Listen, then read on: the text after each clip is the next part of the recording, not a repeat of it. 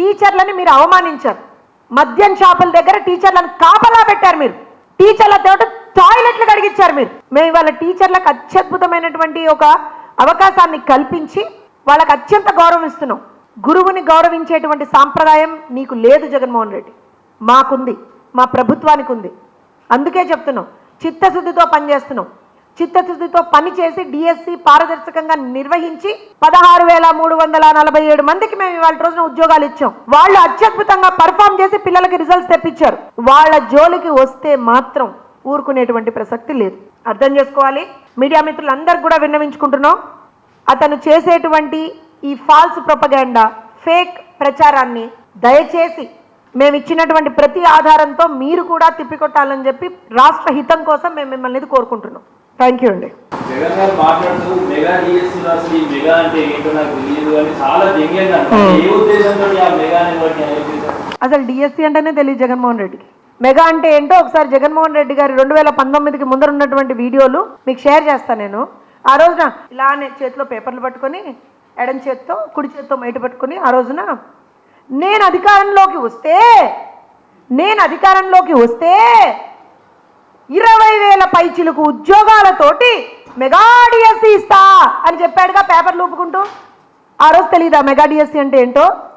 ఆ రోజు తెలీదా డిఎస్సీ అంటే ఏంటో? ఆ రోజు తెలీదా ఎన్ని ఉద్యోగ అవకాశాలు ఉన్నాయో, ఖాళీలు ఉన్నాయో? మరి ఏం చేశారు వాళ్ళు అధికారంలోకి వచ్చిన తర్వాత? 2019 తర్వాత 2024 ఆల్మోస్ట్ మార్చ్ వరకు ఏం చేశారు? గాడిదలు కాసారా? ఎన్ని ఉద్యోగాలు ఇచ్చాడు? ఎన్ని టీచర్లు, ఎంతమంది టీచర్లను రిక్రూట్ చేశాడు? అరే సిగ్గుండాలండి. టీచర్లను తీసుకుపోయి మందు షాపుల ముందర నిలబెట్టాడు. ఏం మాట్లాడతాడు? ఒక టీచర్ గా నిజంగా ఆ రోజు నేను చచ్చిపోయా. మనం మన తల్లి తండ్రి తర్వాత అత్యంత గౌరవం ఇచ్చేది ఒక గురువుకి. గురువులను అత్యంత హేయంగా అవమానించినటువంటి వ్యక్తి జగన్మోహన్ రెడ్డి. జగన్మోహన్ రెడ్డి డెస్పరేషన్ ఏ స్థాయికి వెళ్ళిపోయింది అని అంటే 1:1 వెరిఫికేషన్, హారిజాంటల్ రిజర్వేషన్లు, తప్పిదాలు అంటే డ్రామా చేశారు మీరు అన్నట్టుగా. అసలు వెరిఫికేషన్ అంటే ఒక స్క్రూటినీ ప్రక్రియ, బేసిక్గా ఒక స్క్రూటినీ ప్రక్రియ. జరిగేది ఏంటి అక్కడ? ఉద్యోగం ఇవ్వం మనం, దాంట్లో మనం నీ సర్టిఫికేట్స్ని వెరిఫై చేస్తాం. అంటే సర్టిఫికేట్లు ప్రాపర్గా తెచ్చుకున్న వాడికి సర్టిఫికేట్ వెరిఫికేషన్ అని అంటే ఏంటో తెలుస్తుంది. నాకు తెలిసి అక్కడ ఉన్న బ్యాచ్ ఎవరు కూడా సర్టిఫికేట్లు ప్రాపర్గా చదువుకొని తెచ్చుకున్న వాళ్ళు ఉండరేమో, అందుకని వాళ్ళకి సర్టిఫికేట్ వెరిఫికేషన్ అంటే ఏంటో తెలియదు. బేసిక్గా అసలు అర్హుల గుర్తింపు మొదలుకొని everything is transparent, is put up on the system. మేము ఎక్కడా కూడా ఏది కూడా హైడ్ చేయలేదు. సర్టిఫికెట్లతో సహా ఇవాళ రోజున పోర్టల్లో ఉంది. జగన్మోహన్ రెడ్డి గారికి నిజంగా చిత్తశుద్ధి ఉంటే, జగన్మోహన్ రెడ్డి గారికి నిజంగా చదువుకున్నాను అనేటువంటిది ఒకటి ఉంటే వెళ్ళి చూసుకోమని చెప్ప.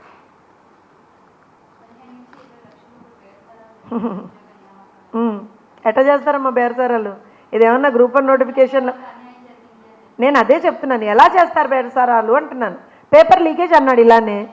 బేసిక్గా అది సిబిటి మోడల్లో జరిగినటువంటి ఎగ్జామ్. అసలు అక్కడ పేపర్ లీకేజ్కి ఆస్కారం లేదు అని చెప్పి బయటకు వచ్చింది. మీరందరూ కూడా పక్కన నవ్వారు. సరే, ముందర నవ్వకపోయినా పక్కకన్నా వెళ్ళి మీడియా వాళ్ళు కూడా నవ్వుకున్నారు. ఏంటయ్యా ఇంత పిచ్చిగా మాట్లాడుతున్నాడు ఏంటి జగన్మోహన్ రెడ్డి అని చెప్పి. తర్వాత నెక్స్ట్ వచ్చిన తర్వాత ఇప్పుడు ఏమన్నాడు? 15 నుంచి 20 లక్షలు ఇచ్చారు. ఎక్కడి నుంచి ఇస్తారు? దేనికి ఇస్తారు? ఎవరికి ఇస్తారు? స్పోర్ట్స్ కోటాలో ఎవరి దగ్గర అయితే ఆ కన్సర్న్డ్ స్పోర్ట్స్కి సంబంధించినటువంటి రిజిస్టర్డ్ రికగ్నైజ్డ్ స్పోర్ట్స్కి సంబంధించినటువంటి సర్టిఫికేట్ ఉండి వాళ్ళు మెరిట్లో ఏ ర్యాంకులో ఉన్నారో చూసి వాళ్ళ ప్రకారంగా వాళ్ళకి ఉద్యోగం వచ్చింది. అందులో ఏముంటుందమ్మా? And that list is online కదా, లిస్ట్ ఆన్లైన్లో ఉంది కదా.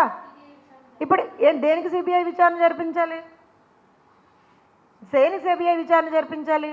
జగన్మోహన్ రెడ్డి గారి బాబాయ్ గారిని ఆయన చంపినప్పుడు కూడా ఇదే మాట అన్నాడు. ఎందుకంటే అప్పుడు మేము అధికారంలో ఉన్నప్పుడు మాకు ప్రభుత్వం మీద నమ్మకం లేదు, సిబిఐ విచారణ జరిపించాలి అన్నాడు. తర్వాత వాళ్ళ అధికారంలోకి వచ్చిన తర్వాత ఏం చేశాడు? తుచ్, నో సిబిఐ, నేనే చూసుకుంటా అన్నాడు. ఏమైంది? అయినా మనం చాలా ఎక్కువ ఎక్స్పెక్ట్ చేస్తున్నాం జగన్మోహన్ రెడ్డి దగ్గర నుంచి. అనకూడదు కానీ సొంత చెల్లెల్నే రోడ్ల మీదకి ఇడ్చి వాళ్ళు కట్టుకున్నటువంటి చీర రంగు దగ్గర నుంచి కూడా ట్రోల్ చేయించినటువంటి ఒక దుర్మార్గుడు జగన్మోహన్ రెడ్డి. ఆయన నుంచి you can't expect anything better then this. So Andhra Pradesh రాష్ట్ర ప్రజలకి, యువతకి ఒకటే విజ్ఞప్తి, అతను చేసేటువంటి ఈ పిచ్చి ప్రేలాపనలకి, ఈ పిచ్చి మాటలకి, ఈ పిచ్చి ఫేక్ ప్రొపగాండాలకి మీరు ఎక్కడా కూడా ఏ విధంగా కూడా ఇబ్బంది పడకద్దండి. అసలు ఆలోచన చేయొద్దండి. మాట్లాడుకుంటూ ఉంటారు, అధికారం లేదనేటువంటి ఒక బాధలో, ఫ్రస్ట్రేషన్లో, డెస్పరేషన్లో జగన్మోహన్ రెడ్డి ప్రజల మీద కక్ష కట్టి వాళ్ళకి ఏ మంచి జరగకూడదని మాత్రమే ఆలోచన చేస్తున్నాడు, ఇంకేమీ లేదు.